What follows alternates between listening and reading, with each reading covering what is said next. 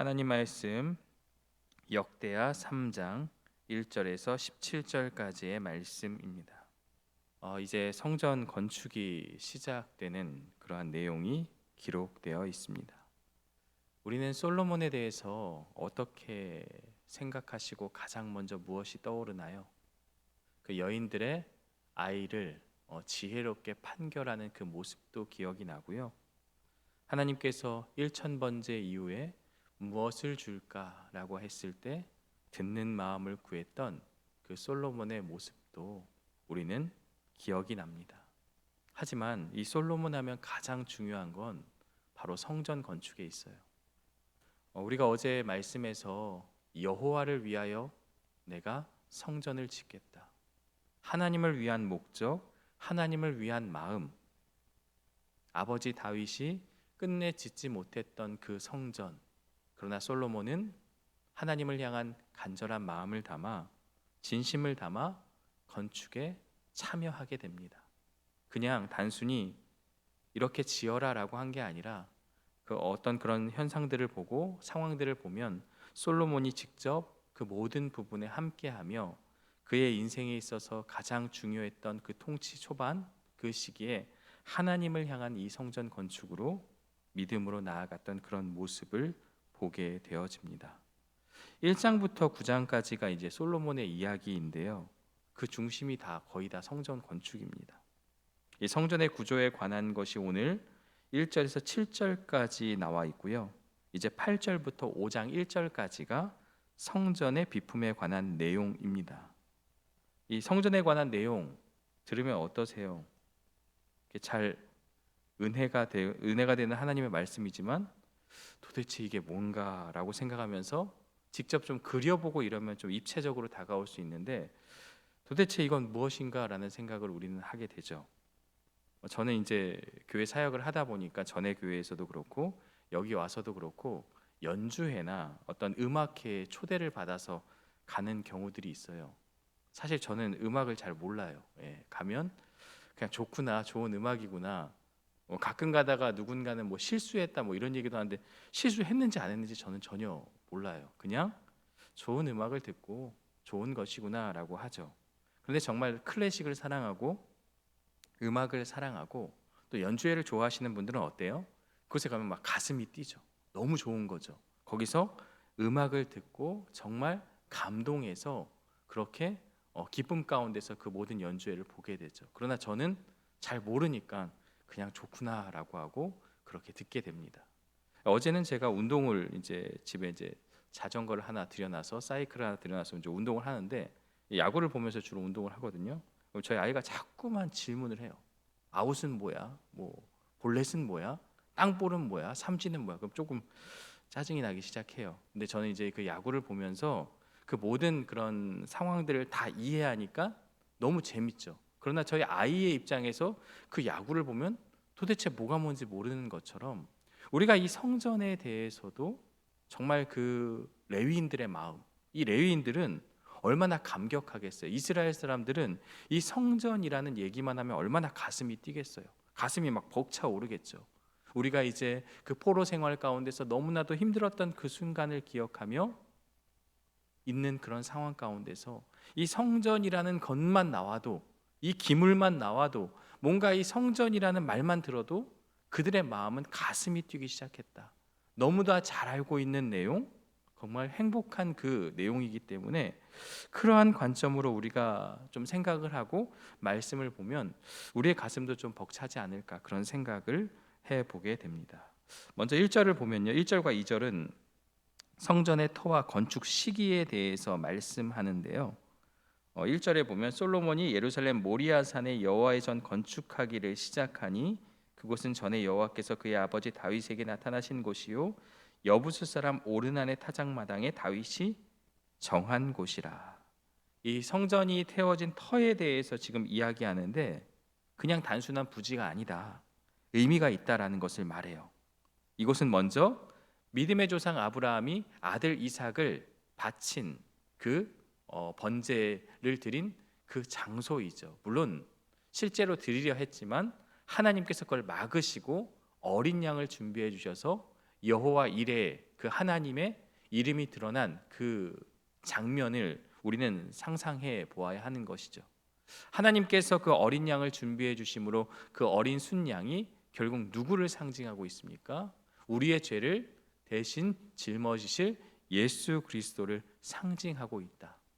이 성전의 터가 결국 무엇을 말하는 겁니까? 하나님의 은혜, 하나님의 사랑, 죄 용서하심, 자비가 담겨 있는 그러한 곳이다라는 것을 먼저 지금 밝히고 있어요. 또 하나가 나오죠. 다윗의 시대 하나님의 진노를 멈추게 한 오르난의 타작마당이 있었던 곳이다라는 얘기를 하고 있어요. 사무엘하 24장에 이제 나오는 내용이죠. 역대상에도 나오는 내용이지만 다윗이 하나님이 원하시는 인구조사가 아니었어요. 웬만한 인구조사는 하나님께서 그렇게 원하지 않아요. 인구조사의 목적이 무엇입니까? 우리가 얼마나의 군사력이 있고 우리가 얼마나 부강하며 이런 것들을 상징하고 있기 때문에 하나님께서 바라지도 원하지도 않으시는 그 인구조사를 한 거예요.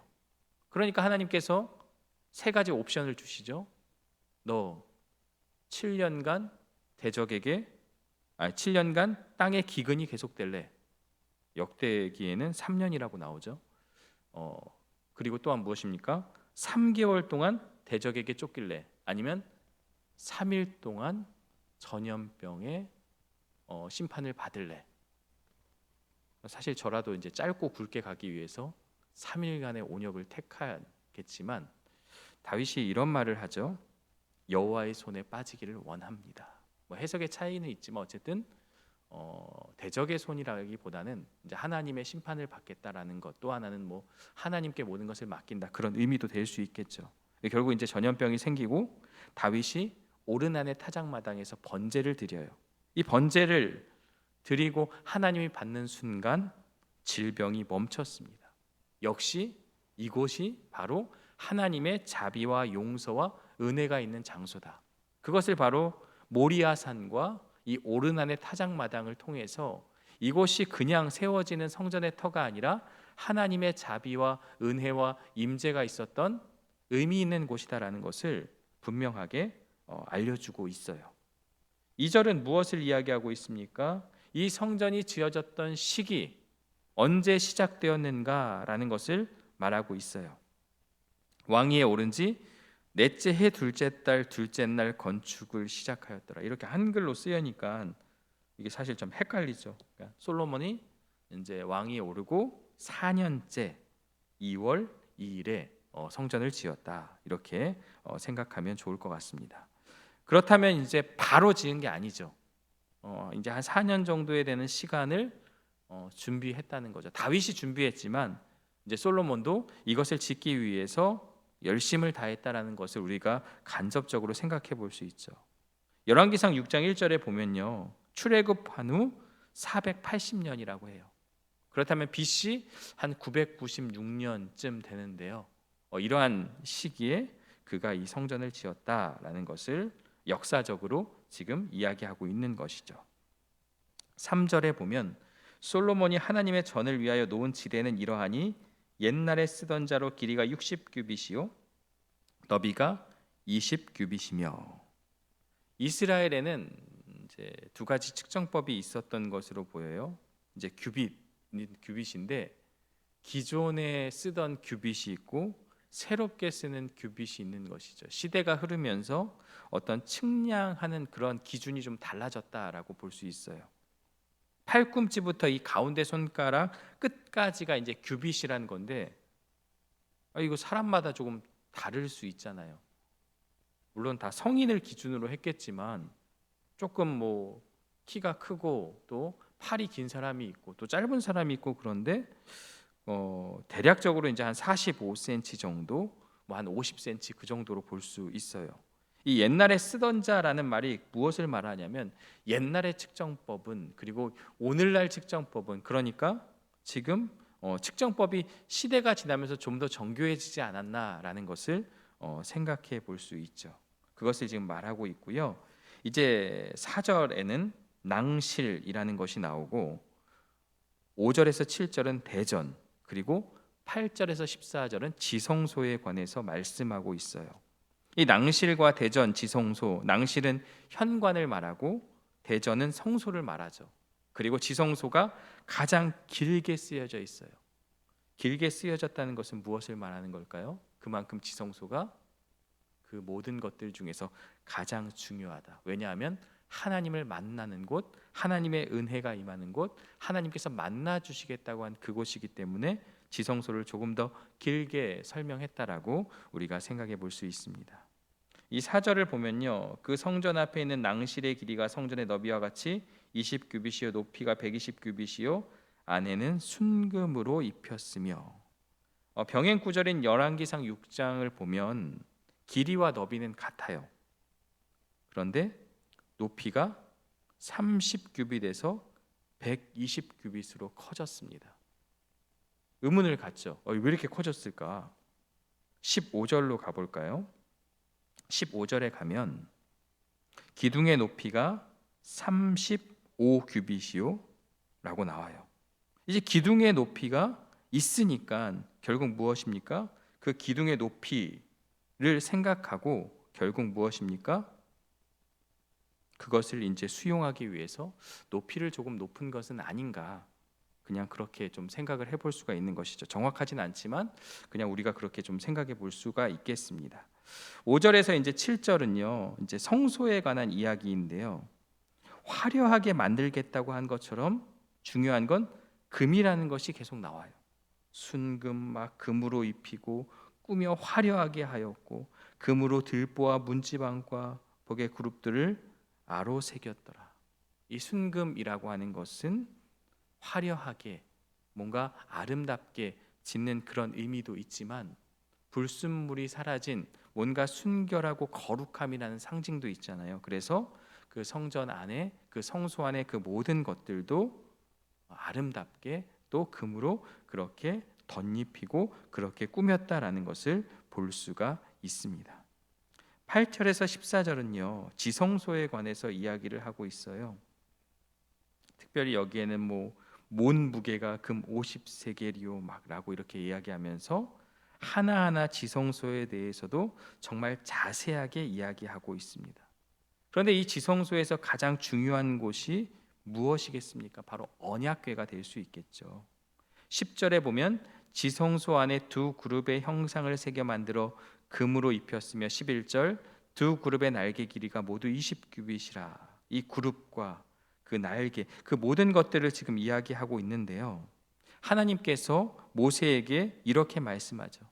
거기서 내가 너와 만나고 속죄소이 곧 증거궤에 있는 두 그룹 사이에서 이스라엘 자손을 위하여 내가 내게 명령할 모든 것을 내게 이르리라. 출애굽기 25장 22절 말씀인데요, 이 속죄소 위에서 이스라엘 백성들을 만나겠다. 지성소 안에 언약궤가 있는데 이 언약궤에는 위에는 두 그룹이 있고 그 아래 언약궤의 뚜껑인 속죄소가 있다는 것인데, 바로 그곳에서 여호와 하나님께서 이스라엘 자손에게 명령할 것을 이르겠다라는 것, 그곳에서 하나님이 만나 주시겠다라는 것을 말씀하고 있습니다. 이 지성소 안의 언약궤는 바로 하나님께서 이스라엘을 향한 그 명령과 그 만남이라는 그 은혜의 공간이라는 것을 우리에게 지금 말씀해 주고 있습니다. 지성소의 내부 전체는 이제 600달란트로 순금으로 입혀졌습니다. 8절에 보면 그렇게 나오죠. 바로 이것은 세상과 구별된 거룩한 장소다라는 것을 보여주고 있어요. 바벨론에 의해서 이제 성전이 파괴된 이후에 예레미야 선지자는 70년 후에 돌아올 것을 이제 예언하고요, 에스겔은 하나님의 계시를 통해 새로운 성전의 환상을 보게 됩니다. 이 성전은 이제 건물이 아니라, 건물로서의 성전이 아니라 하나님의 임재가 회복된 새로운 공동체를 상징하는데요, 에스겔 47장에 보면 새로운 성전의 동쪽 문에서 생명수가 흘러나와 온 땅을 회복하신다는 말씀이 있어요. 이 흘러나온다는 물은 단순한 물이 아니라 하나님의 임재와 능력을 상징하는 거죠.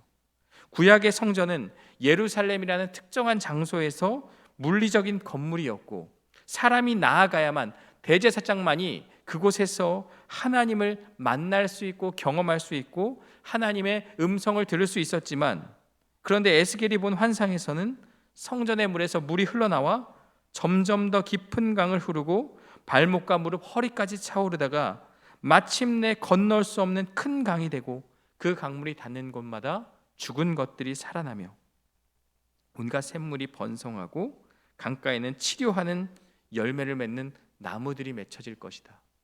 그래서 에스겔서의 마지막은 여호와 산마로 끝이 나죠. 이 여호와의 산마의 뜻이 무엇입니까? 여호와께서 거기 계신다. 하나님께서 회복된 공동체와 함께 영원히 함께하겠다. 이제 건물로서의 눈에 보이는 성전이 아니라 예수님을 통하여서 예수님 그분이 우리의 성전이 되어주시고 그것을 믿는 믿음의 공동체, 신앙 공동체가 바로 성전이 되는 것이고, 그리고 건물로서가 아닌 우리 자신의 몸이 성전이 되어서 우리 안에 성령이 거하고 함께 하시는 그 은혜로 말미암아 그러한 영광과 은혜가 주어진다는 것을 에스겔을 통해서 말씀해 주고 있습니다. 확장된 지성소라고 볼 수 있겠죠. 그래서 예수 그리스도를 통해서 완성되어지는 그 성전에 대한 이야기를 선지자들은 어렴풋이 이야기하고 있는 것이죠. 이제 15절과 17절을 보면 두 기둥이 나와요. 성전 앞에 기둥 둘을 만들었으니 높이가 35규빗이요 각 기둥 꼭대기의 머리가 5규빗이라. 성소같이 사슬을 만들어 그 기둥 머리에 두르고 성류 100개를 만들어 사슬에 달았으며 그 두 기둥을 성전 앞에 세웠으니 왼쪽에 하나요 오른쪽에 하나라. 오른쪽 것은 야긴이라 부르고 왼쪽 것은 보아스라 불렀더라. 보아스와 야긴, 야긴과 보아스라는 이름이 두 기둥에 붙여졌습니다. 야긴은 그가 세우리라, 보아스는 그에게 능력이 있다라는 뜻이죠. 이 기둥이 상징하는 것은 무엇입니까? 하나님께서 성전을 세우시고 그 성전을 세우신 분은 능력이 있다라는 것. 이 기둥을 통해서 하나님이 이스라엘을 견고하게 세우시는 분임을 선포하고 있습니다. 오늘 말씀은 이제 여기까지인데요. 솔로몬이 지은 성전은 단순한 건물을 넘어서 그의 어떤 신앙과 헌신을 보여주고 있습니다.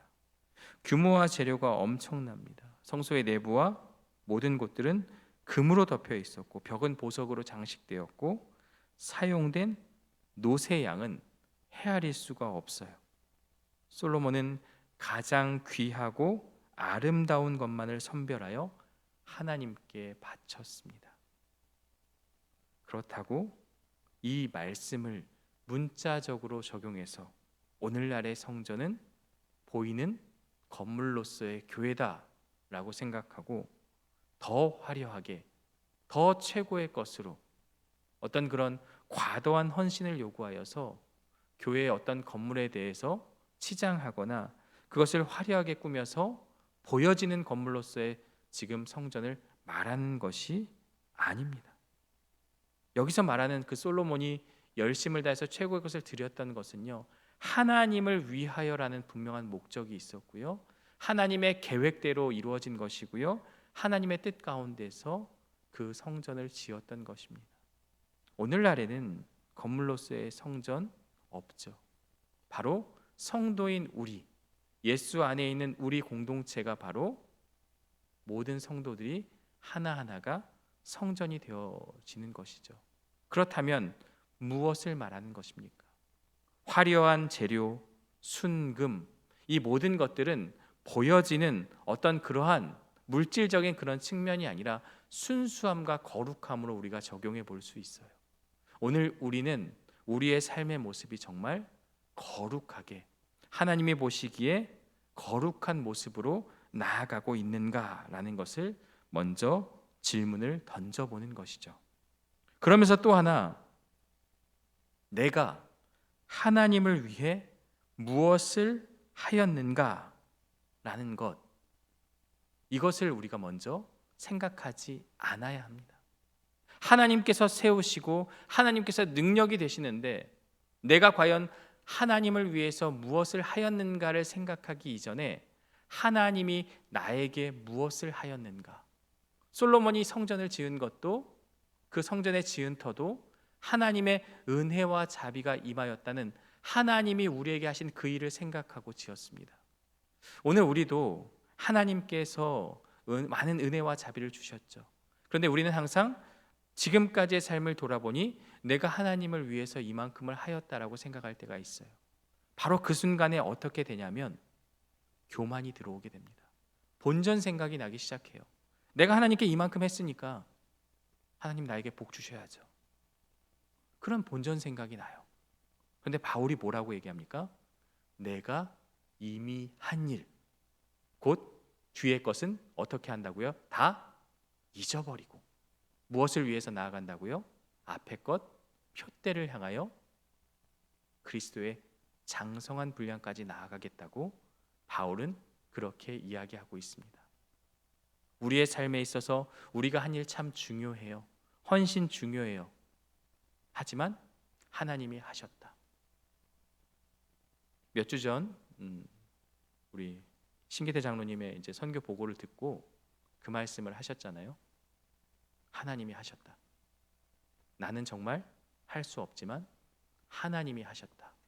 이것은 그냥 하는 고백이 아니라 인생 가운데서 그 긴 시간 선교를 하면서 그 현장에서 직접 피부로 경험한 믿음의 고백입니다. 우리도 우리의 인생 가운데 돌아보면 너무나도 잘 알 수 있어요. 하나님이 하셨다라는 것, 은혜로만 세워진다는 것. 우리는 자꾸만 내 힘으로 무언가를 하려고 하지만 역대기 저자는 성전의 기초와 다윗의 어떤 그런 눈물과 기도, 그 헌신, 그리고 솔로몬의 하나님을 향한 마음, 하나님의 자비와 은혜, 그것을 생각하는 마음으로 세워졌다는 것을 분명하게 말씀하고 있습니다. 오늘 우리는 내가 세우는 인생이 아니라 하나님의 세우시는 인생이 되어야 한다. 이것을 기억하고 우리가 생각하고 또 함께 적용해 보면 좋을 것 같습니다. 그렇다면 오늘 우리의 삶은 정말 하나님께 드려지고 있습니까? 진정한 헌신은 마음의 진실함과 삶의 우선순위에서 시작됩니다. 우리의 삶이 하나님께 드려지는 아름다운 삶의 예배가 되시기를, 또 그러한 삶을 사시기를 주님의 이름으로 축원합니다. 함께 기도하겠습니다. 하나님 아버지, 오늘 주시는 말씀을 통해서 성전을 세워가는 솔로몬의 열심을 보게 됩니다. 그러나 그 성전을 세우시고 또 그 터에 의미를 주시고 그 모든 것을 이루시는 분은 하나님이시기에 그것을 통해서 오늘 우리의 삶을 돌아보게 됩니다. 내가 하나님을 위해 무엇을 하였는가에 집중하는 것이 아니라 하나님께서 나에게 어떠한 은혜를 주셨고 어떠한 사랑을 주셨는가, 그러한 관점으로 우리가 생각하고 나아갈 때 우리의 삶이 거룩한 산 제물로서 하나님을 향한 예배로 드려질 수 있음을 고백하게 됩니다. 우리의 삶을 돌아보니 모든 것이 하나님의 은혜임을 기억하고 감사하며 살아가게 하여 주시고, 그가 세우시고 그에게 능력이 있다는 야긴과 보아스의 그 기둥의 의미처럼 우리의 인생을 세워가시고 우리의 인생은 하나님의 능력으로 이루어지는 것임을 깨닫고 내 중심의 신앙생활이 아닌 하나님 우선의, 하나님 중심의 신앙생활, 삶의 모습이 될 수 있도록 인도하여 주옵소서. 하나님의 은혜와 자비가 임하는 그곳 성전이 이제 우리의 몸이요 우리와 함께하는 믿음의 공동체임을 기억하고 그 하나님의 은혜와 자비 안에서 하나님께 무엇을 드려야 할지 아름다운 것으로 삶의 모습으로, 삶의 헌신과 아름다운 그러한 형제 사랑으로 우리의 삶이 드려질 수 있도록 인도하여 주옵소서. 예수님의 이름으로 기도드리옵나이다. 아멘.